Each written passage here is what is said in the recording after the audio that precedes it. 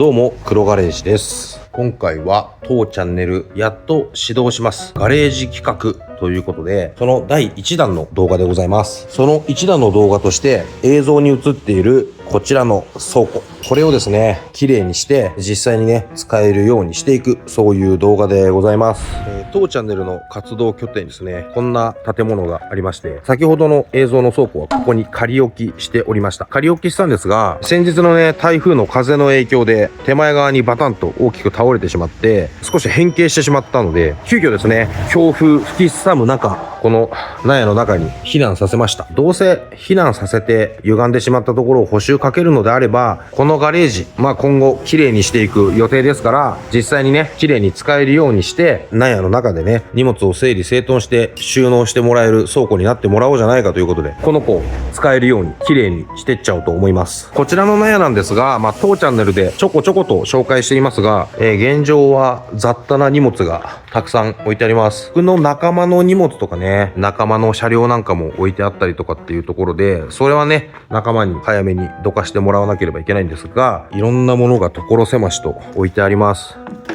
これも仲間に作ってもらった木製パレットで作った階段で上につながるスペースがあるんですが、ここはですね、仲間の専用スペースということで使ってもらっています。こっちもね、仲間のスペースだったりはしますが、現状ですね、こんな感じでかなり雑多に散らかっているところ、ここをですね、当チャンネルの動画の中で少しずつ綺麗にしてって、かっこよく車をね、飾ったり DIY の作業ができる空間を綺麗にかっこよく作っていきたいということで、今回はその第1弾ということで、この子を綺麗にしていく。これはですね、別の動画で紹介した僕の実家ですね、建て替える前に以前の家に置かれていた倉庫です。家の北側のね、日の当たらないところにあった倉庫とはいえ、この倉庫はですね、おそらく35年ぐらいずっと屋外で使用されていた倉庫です。その割にはですね、決定的に錆びて腐ってしまうようなところはなく、ところどころの点錆だけに抑えられていて、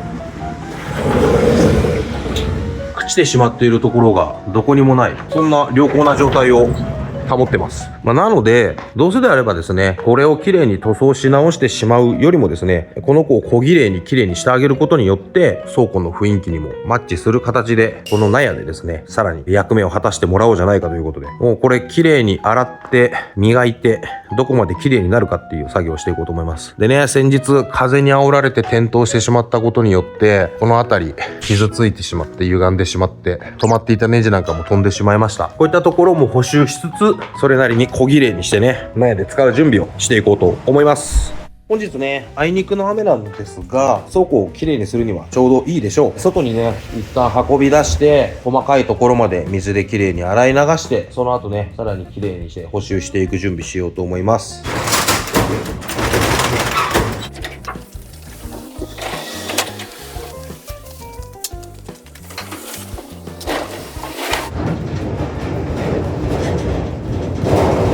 はい、ということでこんな感じで外に運び出しましたが、まずは砂ぼこりをきれいに洗っていっちゃおうと思います。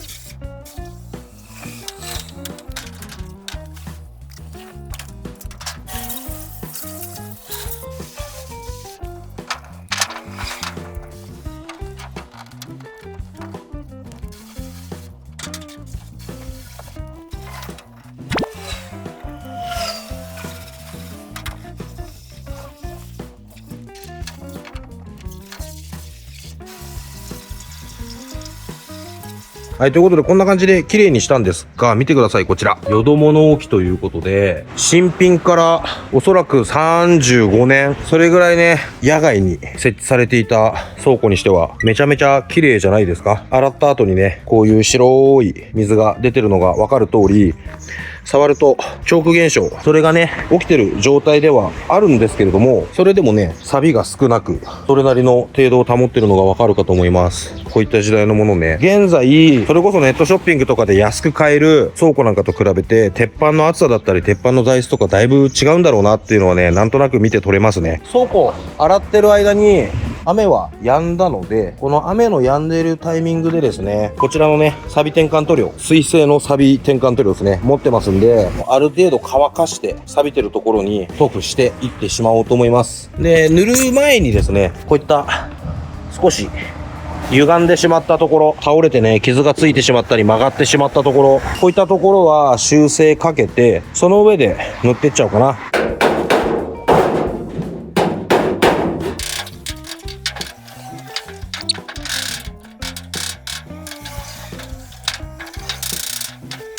こんな感じで曲がってるとこハンマーで叩きゃなんとかなると思うんですよね。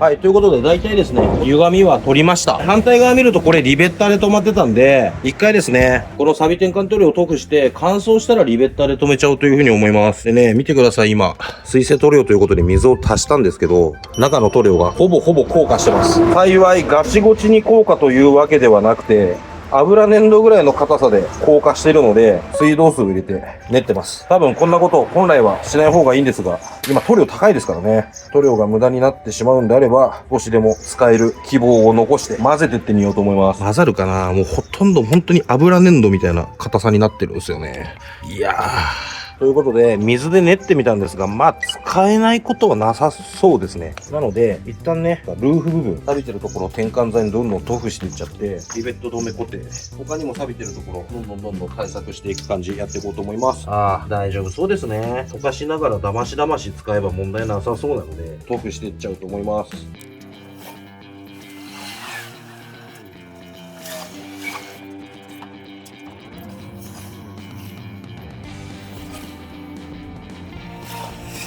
とりあえず一時塗り終わりました。他の部分に関しても思いっきり錆が目立つところは塗っちゃいましたが、ルーフだけはシャシーブラックで黒に塗装しちゃうのもありかもしれないですね。見栄えかなり悪いんで。他の部分は磨くとして、ルーフ部分はシャシーブラックかなんかで塗装しちゃいましょう。方針変更。ということで、もう一度塗りしなきゃいけないんですけど、この部分、乾きはしたので、リベットでこう止めちゃいましょう。ちょうど合いそうなリベットありましたんで。よし。よし。いい感じ。リベット止めできました。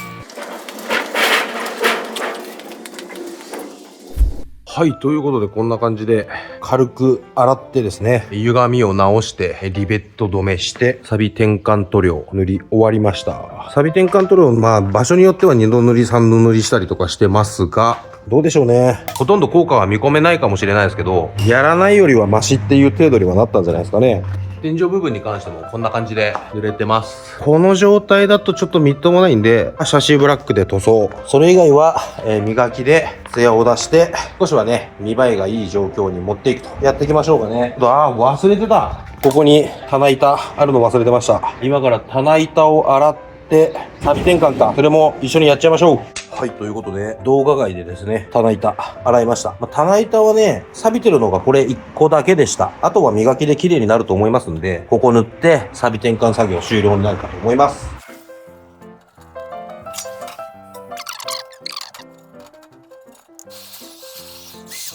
外はだんだん暗くなってまいりました。こんな感じでですね、錆び転換塗料は一通り塗りましたかね。ただ、錆び転換塗料完全に乾いてからじゃないと、次の工程入るの難しいとは思いますんで、本日は作業終了。デイ2に行こうと思います。ということで、デイ2。一晩経って、屋根部分は乾いたんで、軽くペーパー当てて、面出ししてから塗装かな。まずは研磨からですね。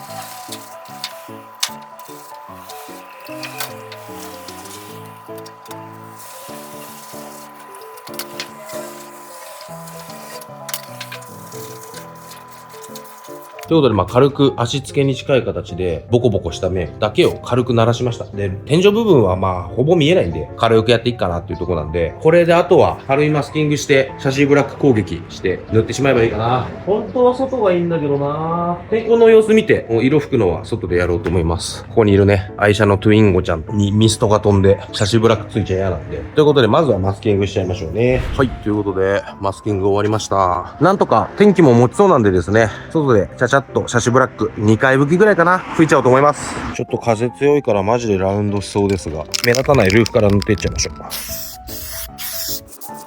うわー、結構風で流れちゃいますね。これは意外と塗料の数を使いそうな気がする。一度拭きはこんなもんでいいでしょう。全体に色付けして二度塗りで仕上がればいいかな。だいぶハケ跡そのまんま残る感じですが、分厚く塗ると塗料いっぱい使っちゃってもったいないんで、こんな感じで塗っていこうと思います。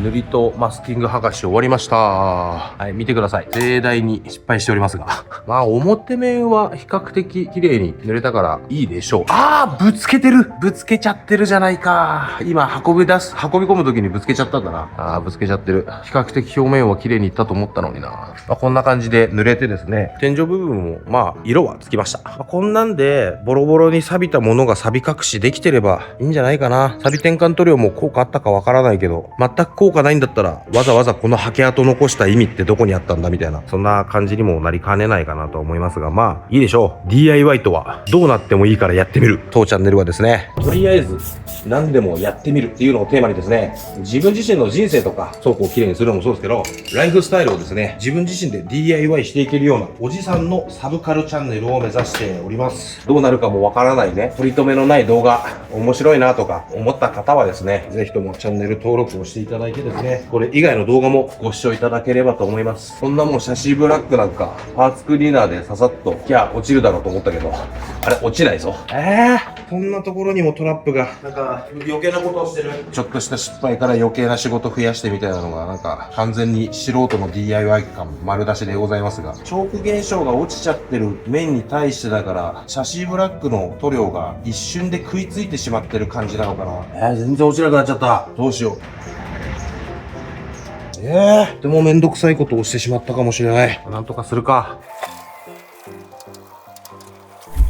はい、ということで、塗装が乾くまで待とうかなと思ったんですけど、もう空いた時間でですね、チョーク現象が起きてしまっているこの倉庫のね、塗装面をもうどんどん磨いていっちゃおうかなというふうに思います。今回磨くにあたって使うのがこちら。もうスポンジバフに被せるタイプのこのウールバフみたいな。これおそらく、こういうね、どうでもいいってのはあれですけど、車のボディ面じゃない。多少傷ついても、ツヤがある程度出ればいいみたいな。ボディ面にしかね、こんなパッド使わないので、これとね、あとは、二度と使わないであろう、いつ買ったかも覚えていないアストロプロダクツで買ったコンパウンド、これがねずーっともう10年ぐらい僕の手元に眠ってるんで、もうどうせ使わないだろうから使ってってっちまおうっていう、そういうことでこれとこれでもうゴリゴリゴリゴリやってツヤが出るかどうかを試していきたいというふうに思います。沈殿してしまってると思うんで、よーく振ってバフの面にたっぷりつけてたっぷり塗り伸ばしてゴリゴリ磨いたら果たしてツヤは出るのか。なんかすげえ匂いする。もしかしたらこれ腐ってるかもしれないですね。まあいいや、ゴリゴリちょっと磨いてってみようと思います。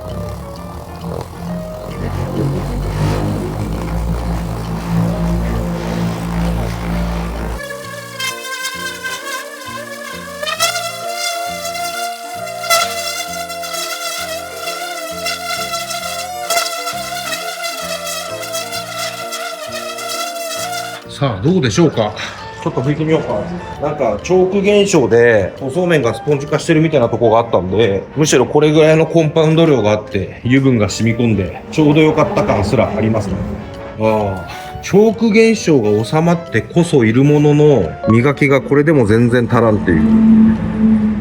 なんで、ちょっと気になったんで、このウールバフで、マキタのインパクトドライバーで磨くやつ。これで、果たして綺麗にすることができるのか、こっち側やって同じようになるかちょっと試してみようと思います。これでもしいければ、このアストロプロダクツのコンパウンド、もういらんから使い切ってしまえっていう風にできますけど、もし水垢一発の方が効果が高かったら、水垢一発を使うしかないよな。やっぱ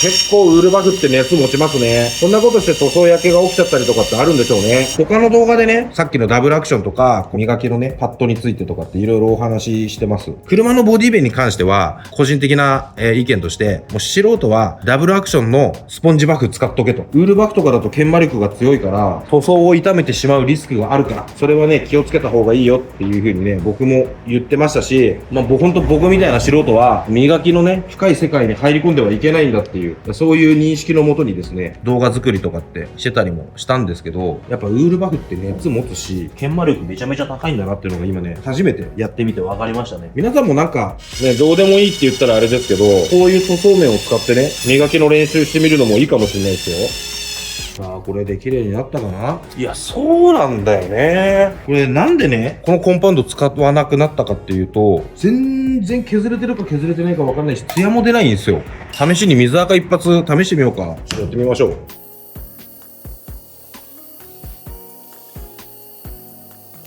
果たしてツヤは出るのか。わからない。もっと水垢一発の割合を増やさないといけないかもしれない。このウールバフはもう一回洗わないと使えないか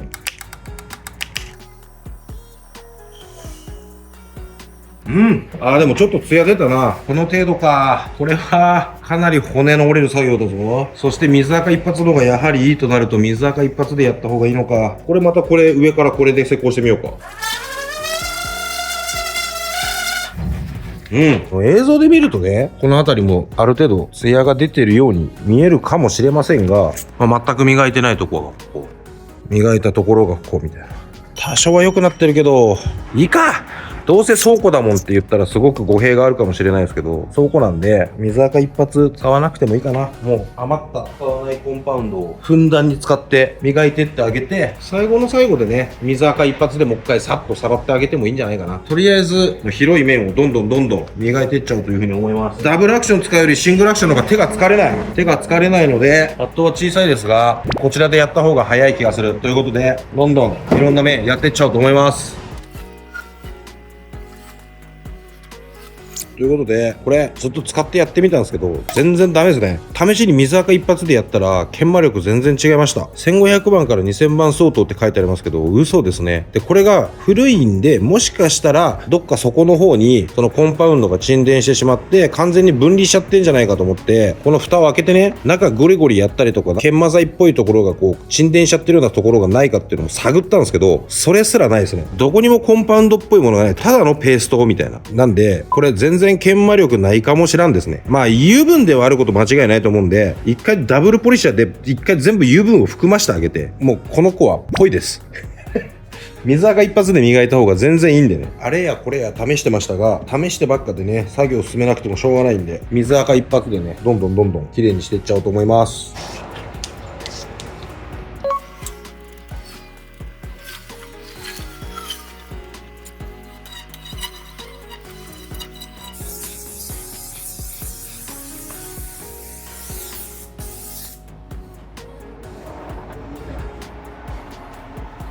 はい、ということで、最後映像映ってたと思いますが、最後ですね、禁断のシリコンスプレーでですね、もうやっちゃいました。一通り磨いた後シリコンスプレーを拭くと、これだけツヤ感が出るという状態ですね。やってないところとは大違いですね。チョーキングっていうんですか、起きちゃってね、カッサカサになってた状態からは、だいぶ良くなったんじゃないでしょうか。引きで見てもツヤ感が戻ったのがわかるかと思いますんで、いいでしょう。この要領でね、本腰入れて磨いていきましょうか。もっとピカピカにいろんなものが映るようにしたいんで。はい、ということで、一旦全部磨き終わりました。どうですかね、そこそこツヤ感出たんじゃないですか。傷とかね、汚れは、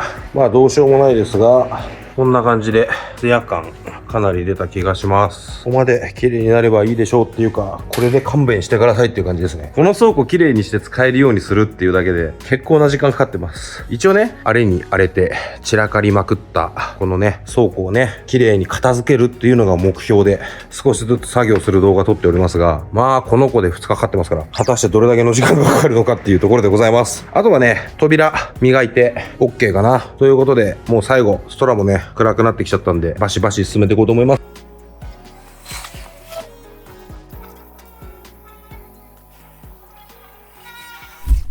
はい、ということで、一通り磨き終えました。いやー、思ったより全然時間かかっちゃいましたね。正直なところですね、これでもまだやり足りないです。ただもうこれ以上やると、本当にそれは狂気の沙汰。塗ってしまった方が早いだろっていう、そういう世界になってきますし、塗るにしたって、じゃあ何の塗料を使うんだとか、上もね、適当にシャシーブラック塗装しましたが、もっと綺麗にした方が良かったんじゃないかっていうね、もうこれ以上やろうとすると、もうどんどんクオリティを上げていく、もしくはですね、見違えるようにビカビカの新品同様にしますっていうリメイクになっていっちゃう気がしたんで、もうこれぐらいにしました。だってね、側面見ていただければ、ある程度のツヤが出ていてですね、扉もね、いやーまだもうちょっと磨けるよね。本当はもうちょっと磨けるっていうのが分かってるんですけど、チョーク現象がですね、もう際限なく発生していて、バフを何回洗っても何回洗っても、もうすぐにいっぱい汚れてしまってみたいな、もう最後はね、バフじゃなくて雑巾で手でもこすってやりました。もうね、追い込めばもっと光沢出てツヤツヤな状態になるのは分かってるんですが、もうそれをやるとするとあと1日磨き作業をさせてくださいっていう、30年落ち40年落ちのね、淀物置のこの倉庫のために何日時間かけて綺麗にするんだっていう話になっちゃいますんで、そこはご容赦ご勘弁くださいということで、こんな感じでやりました。でね、はい、